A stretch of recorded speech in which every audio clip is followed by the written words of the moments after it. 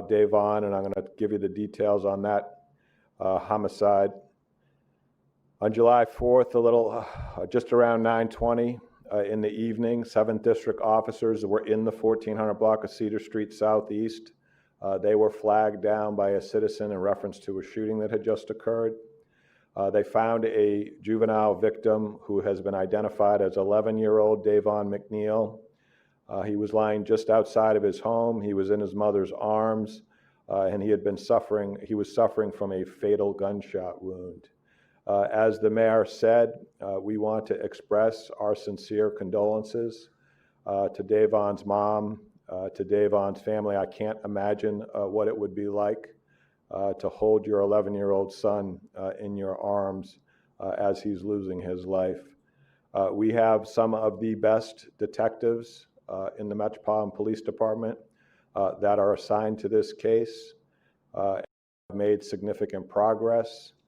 We intend to hold all of the suspects that are responsible for this little boy's death accountable for their actions. In Ward 6, we had another tragic homicide that occurred a little bit before 11 p.m. on July 4th. This was a little bit after Davon had lost his life. It was at the McDonald's in the 1500 block of Pennsylvania Avenue Southeast. When we arrived on the scene, we found an adult male who was unconscious, suffering from gunshot wounds. He was transported to a local hospital where he was pronounced dead. He has been identified as 36-year-old Antonio Gardner of Oxon Hill, Maryland. The preliminary information that we have in this case is there was a disturbance inside of the McDonald's. We believe fireworks were shot off inside of the McDonald's. We believe that Mr. Gardner was a patron of the McDonald's at the time. When he went outside to see what was going on, he ended up getting shot, and those gunshots took his life. Again, we have made significant progress in this case, and we anticipate that we will bring this to a swift closure. That's all I have with regards to public safety updates, Mayor, and we can turn it over for any questions that you all might have. Any questions? Yes, Sam. Mayor, I just wanted to ask him that we'd heard that the mother, I read somewhere the mother was a violence interrupter. Yes. So Davon's mom is working as a violence interrupter for one of our contractors that is contracted through Dale's office. Could you tell us something about Sure. that? Yeah. So Miss McNeil is really dedicated to that community, Cedar Gardens and Butler Gardens. She was out there, I was out there twice in the day, checking on the various priority communities to make sure that everything was in place. And so she's extremely dedicated to that community. Her son was actually helping her with the peace cookout. There were a list of agreements about not being on social media, small group of individuals. There were at least 20 kids out there, and my understanding is that this took place after the event. And so we're going to continue, the mayor's office, we're going to continue to support Ms. McNeil and her family in this situation. This young man's name would not go in vain. So we're going to do whatever we can do to support this community in their time of need. A lot of people are mourning right now because of the death of this young man who had so much potential. And I had the opportunity to meet with him an hour before this situation took place. So, Mr. McFadden, was this your event? Was it a violence interrupter event? So, as you know, we contract with 3 contractors. We have 21 priority communities, and they had different events. They had retreats. So some of the communities were out overnight on retreats. And this was an event put on by the violence interrupter and the community. This is what the community asked for. It wasn't just the young man, it was also the elders in the community that cooked food and were out there. It was not a large gathering at all. It was really a collective group as far as the community involved and organizations to put this event on for the community. And they abide by everything that we ask, small groups, not being on social media, and agreement to peace during that time. And as I stated, this situation took place after the peace cookout. Yes, Senate. Is there any reason to believe that this shooting was related to Crystal McNeil's work as a violence interrupter? No, not at all. MPD is investigating. Hold on. Okay. You can come to the mic if you want. But that's it. We don't have any information to suggest that. Chief, while you're there, you put out some video last week, I think it was Thursday, of an incident, as I recall, June 26th. Same block, the video shows guys getting out of a car and shooting in every direction. Is that linked to this, you think? It could very well be. That's why we had police officers in the area. And we've had police officers all throughout historic Anacostia when we've seen the uptick in violence over there. Any indication of what kind of beef, if you will, is going on in that neighborhood? I can tell you this, Sam, we will get to the bottom of it, and a lot of that information will come forth in the charging documents. Chief, can you discuss, you said that there was some progress made. Is there anything you can talk about in that area, and also why K-9s were on scene yesterday? Why canines were on the scene? It's not unusual to have canines do follow-up for forensic evidence that we might not have been able to locate during that evening. So whenever we have an investigation, if we gather additional details that would require follow-up by K9 to find forensic evidence, we'll do that. Yes. Chief, do you have any update on the shooting this morning in the 2400 block of MLK Southeast? I was alerted to that since I've been here in the Wilson building, so we do have a very serious shooting working right now on Martin Luther King at the intersection of Talbot. I know it's an adult male, or at least he's been described as an adult male who's in very serious condition. Yes. What hospitals were each of the victims taken to? What hospital? Well, yeah, you said they were taking each of the victims were taken to local hospitals. Yeah, we never discussed the location of the hospital. I apologize. Yes. Do you have any more details on the arrests related to the July 4th protests? We had 4 arrests during the 4th of July weekend. One of those arrests was particularly concerning to us. It was a person that we've arrested a couple of other times down in that same area. That person was given a stay-away order from the area. When the police located him down here, they attempted to make an arrest again. He ended up very seriously biting one of our police officers. We also had a threats arrest. We had a CPWL arrest. And we had a leaving after colliding DUI arrest in the area. Whether or not it's related to the protests remains to be seen. Yes. Do you have any more information on the 33-year-old man that was killed due to the fireworks incident? Ooh, very sad. Yeah, that happened up in Northwest. I believe it was in the 800 block of Longfellow Street Northwest. And we had, this just goes to show you how extremely dangerous some of these commercial grade fireworks can be. He was working with some fireworks. He ends up setting, and it was illegal, of course, to have those fireworks here in our city. Working with the fireworks went off, and he suffered a very traumatic injury to his head, which ended up resulting in his death. The death has been ruled accidental. Mayor Bowser, tomorrow is the deadline for taking action on the emergency police reform legislation passed by the council. What are you planning on doing with that legislation, and why did you wait the full 10-day period to take action? They're very serious issues in that bill, Fennett, and I have to make sure I understand all of them and their implications for public safety. So I will act tomorrow. Yes. Mayor, I spoke with the family of Devon. Obviously, we have a family member here as well. And they had said that you called and spoke with the mother, among other people. And there's also others who are the mothers and victims of young kids in DC who have died before. And they were saying that this was really a first, that they had not received a call from you. The family of Devon is incredibly grateful for you reaching out. Can you talk to us about why you did Well, I can certainly tell you it's not a first, so I don't know who would have told you that. Well, I was told the mother of Micaiah Wilson did not get a call. Oh, she most certainly did. Okay. Did Micaiah Wilson's mother tell you that? Can I ask you? Can you answer that question? Did she tell you that? I can't answer that question. You can answer it. Did she tell you that or I not? don't want to get into a back and forth. I'd like to ask. Okay, because you just said something that has to be corrected. And I can't believe that Micaiah Wilson's mother told you that. So you're giving secondhand information and to your listeners that's just wrong, and it's not right. That's my job to ask questions. But just say if Micaiah Wilson's mother told you that, or if you're spreading a rumor. May I ask you, Mayor, the family of Devon, one of the things that was said is that they want to see more violence interrupters. We understand that the budget you proposed calls for about 800, more than 800,000 less to the program.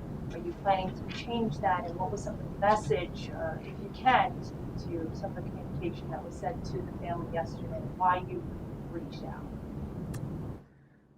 Well, let me just be clear, Stephanie, that any time, and the reason why I responded to you the way that I did is because when people are so raw and emotional and hurt, not just Crystal, not just Devon's mother, but people are hurting when they see a child senselessly killed in our city. And they want answers. Sometimes people want revenge, which we're also very concerned about. People want it just to stop. And sometimes they think I can make it stop, the police chief can make it stop, a violence interrupter can make it stop.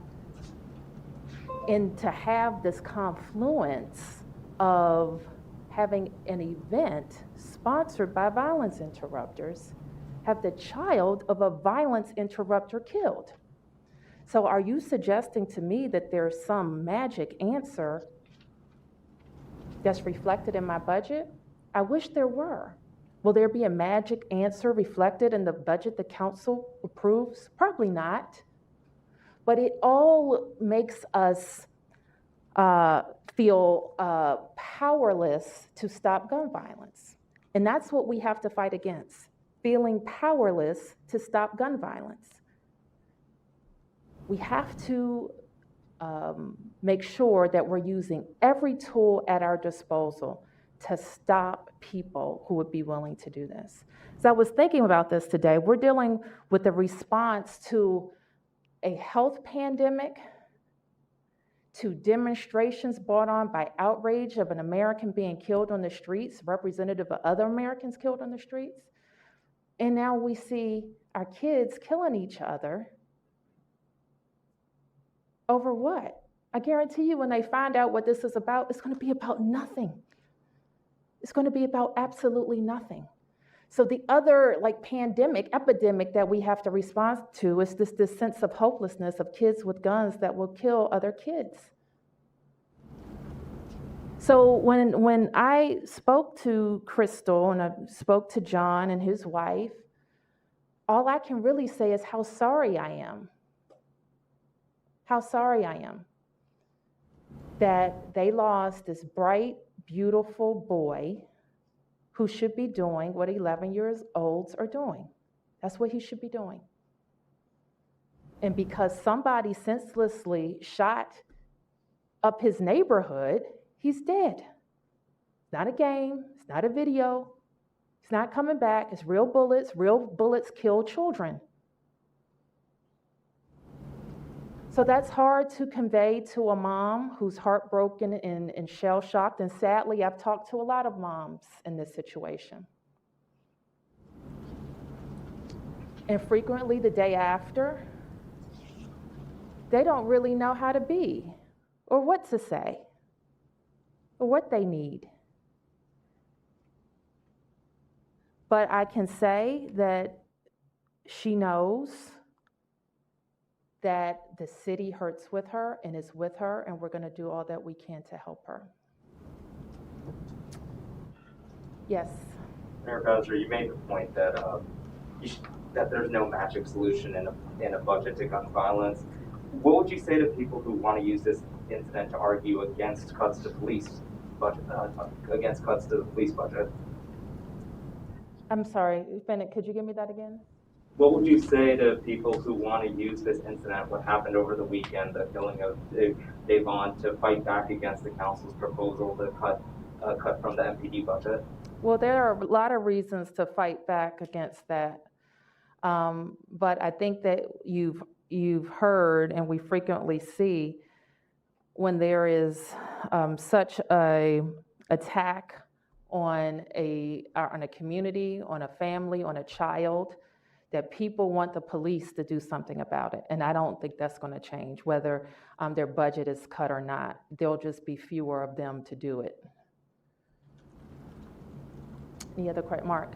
Mayor Bowser and Dr. Nesbitt, I'm wondering if, one, you guys can kind of talk about the spike and give us a little bit of details about the spike that you reported today. And also, Mayor Bowser, just your thoughts about Virginia, particularly Northern Virginia, moving into phase 3 today. If you have concerns, and if so, if you've expressed them to the governor of Virginia. And Mark, if I could just ask, and I'm going to turn it over to Dr. Nesbitt to talk about a new peak in the district. And we don't refer to it as a spike because I think when you hear spikes from other places, it's because numbers have shot up through the roof.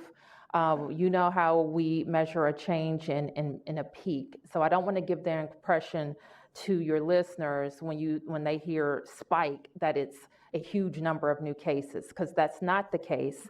But the experience that we've seen with the cases suggests that we have a different peak, and we use that new peak to manage days of decline in cases. So I just want to make that clear. In regards to Virginia, I am pleased that I think they're still in the posture of not having bars open, and I continue to hope that they remain in that posture. Hi, I honestly don't have more to add than the mayor. And as we've discussed here several times, we don't have a spike when we talk about our trend as we measure the decline in new cases. What we report to you every day in terms of the number of new reported cases, we then match that against our decline in new cases, which are mapped on a graph that shows when those cases occurred based on their symptom onset or their estimated period of infection. So today, the number of new reported cases that we are reporting out, those 33 cases, have to go on a graph about their symptom onset or period of estimated infection.